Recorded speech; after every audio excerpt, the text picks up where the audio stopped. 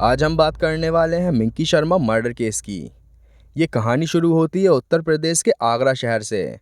आगरा शहर के टेठी बनिया इलाके में एक जगह पड़ती है, प्रति विहार कॉलोनी। यहीं रहती थी 25 साल की मिंकी शर्मा।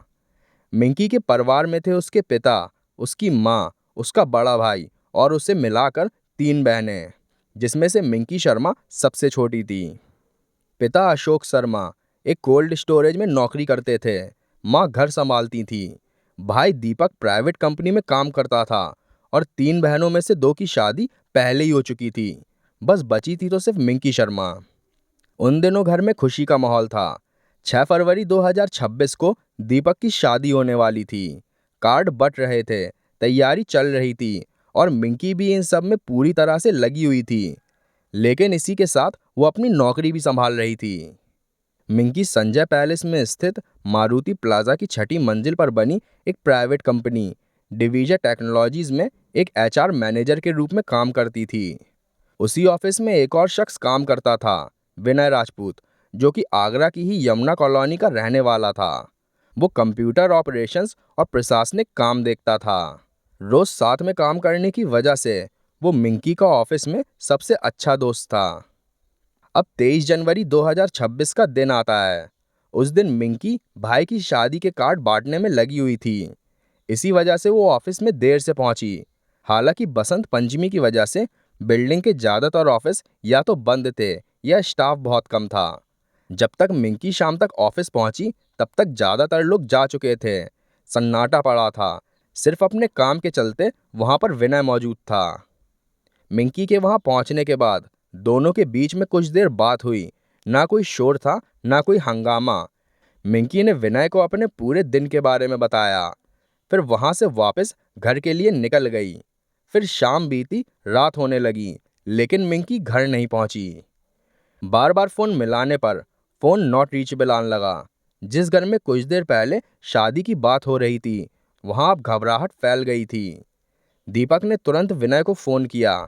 विनय ने जो कुछ हुआ था वो सब उसके भाई को बताया, चिंता जताई और कहा कि वो तुरंत आता है। रात में उसी समय वो घर से निकल गया। फिर दोनों ने मिलकर मिंकी को ढूंढना शुरू किया। आगरा कैंट रेलवे स्टेशन गए, ये सोचकर कि वो शायद किसी वजह से शहर से बाहर तो नहीं चली गई। फिर दोनों एसएन मीडिया कॉलेज अस्पताल में पहुंचे, ये जांचने के लिए कि मिंकी के साथ कोई हादसा तो नहीं हुआ। लेकिन स्टेशन पर भी कुछ नहीं मिला और अस्पताल में भी कुछ पता नहीं चला। आखिरकार रात में ही दोनों ने पुलिस स्टेशन में जाके मिंकी की गुमशुदगी की रिपोर्ट दर्ज कराई और विनय उसके साथ खड़ा रहा। जो कुछ भी उस दिन हुआ था, पुलिस को सब कुछ पूरी डिटेल में बताया। विनय सारा वक्त परिवार को हौसला दे रहा था, तसल्ली दे रहा था। मिंकी की बहुत फिक्र थी उसे, जो कि उसे खाए जा रही थी। आखिरकार वही वो आखिरी शख्स था जिससे मिंकी लापता होने से पहले आखिरी बार मिलने आई थी। अगले दिन यानी 24 जनवरी 2026 को यमुना नदी के पास जवाहर पुल पे कुछ राहगीरों की नज़र एक बोरी पर पड़ी। बोरी के ऊपर मक्खियां भिनभिना रही थीं, नीचे खून के निशान थे। राहगीरों को कुछ अनहोनी का शक हुआ तो उन्होंने तुरंत पुलिस को सूचना दी। खबर मिलते ही पुलिस वहां फौरन पहुंची और जब बोरी खोली गई तो वहां मौजूद लोगों के होश उड़ गए। अंदर एक लड़की का धड़ था, सिर गायब था, दोनों पैर भी अलग अलग कर दिए गए थे। शरीर को पॉलीथीन और टेप से अच्छे से कस के लपेटा गया था और बोरी में ठूंसा गया था। पुलिस वाले फौरन ही समझ गए कि ये साधारण हत्या नहीं थी। जिस शख्स ने भी इस लड़की को मारा था, उसके मन में इसके लिए बेहद नफरत थी। पुलिस ने परिवार को सूचना दी। मिंकी के पिता और भाई फौरन पोस्टमार्टम वाले अस्पताल में पहुंचे। कपड़े, शरीर की बनावट और नाखूनों पर सुनहरे नेल पेंट से उन्होंने पहचान कर ली। वो शव मिंकी शर्मा का ही था। जिस घर में कुछ दिनों बाद शहनाई बजने वाली थी, अब वहां मातम छा गया था। पुलिस ने जांच की दिशा सीधे उस ऑफिस की तरफ मोड़ी जहां मिंकी काम करती थी, जहां उसे आखिरी बार देखा गया था। पुलिस की एक टीम बिना वक्त गंवाए मारुति प्लाजा में पहुंची। पुलिस ने सीसीटीवी कैमरास को चेक करने का फैसला किया तो उन्हें पता चला कि कैमरे काफी समय से काम ही नहीं कर रहे थे। ये बात पुलिस को खटक गई तो पुलिस ने ऑफिस स्टाफ से पूछा। विनय और वहां काम करने वाले एक अकाउंटेंट से भी पूछताछ हुई।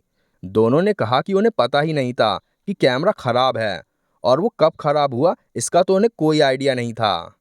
पुलिस ने बिना वक्त गवाए दूसरे सबूतों को इकट्ठा करने के लिए वहां फॉरेंसिक टीम को बुला लिया। फॉरेंसिक टीम ने ऑफिस की गहराई से जांच की। ऊपर से तो सारी जगह सामान्य थी, लेकिन दीवारों और फर्श पर मामूली से खून के निशान मिले। साफ था कि हत्या यहीं हुई थी, लेकिन इस बात को साबित कैसे करें? आखिरकार वहां इससे जुड़े हुए कोई ठोस सबूत नहीं थे। अब पुलिस ने मारुति प्लाजा से जवाहर पुल तक जाने वाले रास्ते में मौजूद 100 से ज्यादा सीसीटीवी कैमरे खंगाले। तब एक अहम फुटेज सामने आई। उसमें एक आदमी स्कूटी पर एक भारी बोरी को ले जाते हुए दिखाई दिया। जब फुटेज को जूम इन किया गया तो वो स्कूटी मिंकी शर्मा की ही निकली, और उस स्कूटी को चलाने वाला जो शख्स था वो कोई और नहीं बल्कि विनय राजपूत था। वही शख्स जो रात भर परिवार के साथ मिंकी को ढूंढ रहा था, वही उसकी लाश को बोरी में बंद करके उसी की स्कूटी में रखकर ले जा रहा था। जब परिवार को ये फुटेज दिखाई गई, उन्होंने विनय को पीछे से ही पहचान लिया, लेकिन मानना मुश्किल था क्योंकि वो लगातार उन्हीं के साथ था। पुलिस ने भी सीधे जाकर उसे गिरफ्तार नहीं किया। पुलिस को डर था कि भनक लगने पर वो शहर छोड़कर भाग ना जाए। इसलिए दीपक को कहा गया कि वो विनय को फोन करे और कहे कि मिंकी रेलवे स्टेशन के पास मिल गई है, उसे साथ में लेने चलते हैं। दीपक ने वैसा ही किया। विनय भी तुरंत अपने घर से निकल पड़ा, लेकिन दीपक उसे रेलवे स्टेशन नहीं, सीधे पुलिस स्टेशन ले आया। जैसे ही विनय अंदर पहुंचा, पुलिस ने उसे हिरासत में ले लिया और फौरन ही पूछताछ शुरू हुई। शुरुआत में उसने हर आरोपी की ही तरह सीधा इनकार किया, लेकिन जब उसके सामने CCTV footage, route mapping, office की फॉरेंसिक रिपोर्ट और मिंकी की स्कूटी रखी गई, तो वो टूट गया और उसने जुर्म कबूल कर लिया। फिर शुरुआत से उसने सब कुछ सच सच बताया। विनय ने कहा कि मिंकी और उसकी मुलाकात ऑफिस में ही हुई थी। दोनों का काम ऐसा था कि दोनों का बोलचाल बहुत होता था, जिसके चलते दोनों के नंबर एक्सचेंज हो गए। पहले सिर्फ काम को लेकर ही बात होती थी, जो कि बाद में रोज होने लगी, फिर निजी होने लगी। तो दोनों रिलेशनशिप में आ गए और विनय और मिंकी शारीरिक संबंध भी बनाने लगे। विनय मिंकी पर खूब खर्च करता, उसको महंगे महंगे गिफ्ट देता, उसकी हर जरूरत पूरी करता, क्योंकि विनय को मिंकी से प्यार हो गया था। दोनों भावनात्मक और शारीरिक रिश्ते में थे, तो वो मिंकी से शादी भी करना चाहता था। उसने अपने इस फैसले को अपने घर वालों को भी बताया था। परिवार की ओर से शुरुआत में ऐतराज हुआ, लेकिन धीरे धीरे उसने उन्हें मना लिया। लेकिन मिंकी ने इनकार कर दिया। मिंकी ने कहा था कि जातियां अलग होने की वजह से उसके घर वाले नहीं मानेंगे, और फिर मिंकी उससे धीरे धीरे करके दूर होने लगी। कुछ समय बाद मिंकी का फोन रात में देर रात तक बिजी भी रहता था। वो किसी और से लंबी बातें करती थी और उसका व्यवहार भी बदल गया था। जब विनय उससे इस बारे में बात करने की कोशिश करता तो वो झगड़ा करने लगती। मिंकी और विनय 2 साल से रिलेशनशिप में थे। मिंकी का ये नया रिश्ता मात्र 6 महीने पुराना था, लेकिन विनय के मुताबिक मिंकी फिर भी उससे छुप छुप कर होटल में मिलने जाती थी, उसे और खुद को शारीरिक रूप से सुखी करती थी, जिसके चलते विनय को मिंकी से बेहद नफरत होने लगी। विनय ने मिंकी पर बहुत पैसे भी खर्च किए थे, उसकी हर जरूरत पूरी की, लेकिन बदले में उसे धोखा मिला। इसी वक्त के आसपास विनय को यह भी पता चला कि मिंकी ने तो अपने घर वालों से विनय के साथ शादी की बात तक नहीं की थी। उसने खुद से ही विनय को बोल दिया था कि घर वाले नहीं मान रहे हैं। इसी सब के चलते उसके अंदर मिंकी के लिए गुस्सा भर गया और बदले की भावना बढ़ने लगी। उसने 17 जनवरी को हत्या का फैसला किया। उसने प्लान बना लिया। एक तेज धार वाला नारियल काटने का चाकू खरीदा, लोहार के पास गया और उस पे धार और तेज करवाई। मर्डर वाले दिन वो हथियार अपने बैग में रखकर ऑफिस में ले आया। ऑफिस के लोगों को उसने छुट्टी दे दी और सीसीटीवी के तार भी अलग कर दिए।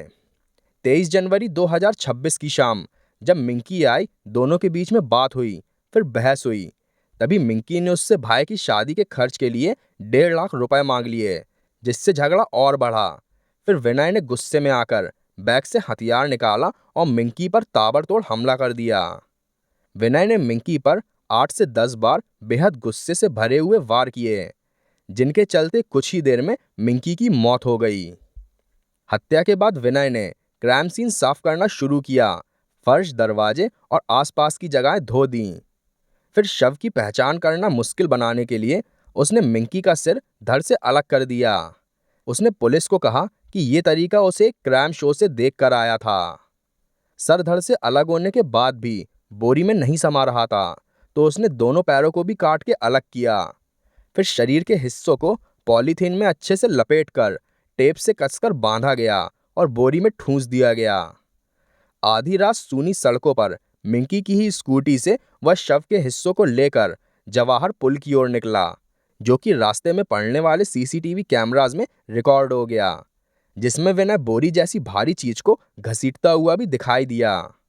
विनय की योजना सब कुछ यमुना नदी में फेंक देने की थी। विनय ने सबसे पहले सिर वाली बोरी नदी में फेंकी, लेकिन जवाहर पुल पर दोनों तरफ लोहे की ऊंची जाली लगी थी। शरीर वाली बोरी भारी भी थी, बड़ी भी थी, जो कि वो जाली के उस पार नदी में नहीं फेंक सका। काफी जद्दोजहद करने के बाद उसने बोरी को वहीं छोड़ दिया, जो कि अगली सुबह राहगीरों को मिल गई। बोरी फेंकने के बाद वो ऑफिस लौटा, बचे हुए दाग साफ किए, घर आया, कपड़े बदले और चैन की नींद सो गया। बाद में जब दीपक ने फोन किया, मिंकी के बारे में पूछा, तो विनय ने मिंकी को ढूंढने का नाटक करना शुरू कर दिया।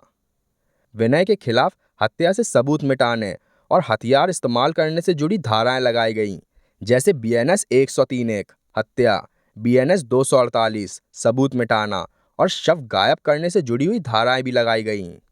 अभी अप्रैल 2026 तक की बात करें तो पुलिस ने इस केस की इन्वेस्टिगेशन खत्म कर ली है और जल्द ही ये मामला कोर्ट में पेश किया जाएगा। तो दोस्तों, इस घटना को बताने का मकसद किसी को तकलीफ पहुंचाना नहीं, बल्कि आप सबको सावधान करना है, ताकि आपके साथ या आपके किसी करीबी के साथ कभी भी ऐसा कुछ ना हो। आपके क्या विचार हैं इस केस के बारे में, हमें कमेंट करके बताइए। अगर आपको हमारी ये मेहनत पसंद आई हो तो वीडियो को लाइक करिए, शेयर करिए और चैनल को सब्सक्राइब करना ना भूलिए। धन्यवाद।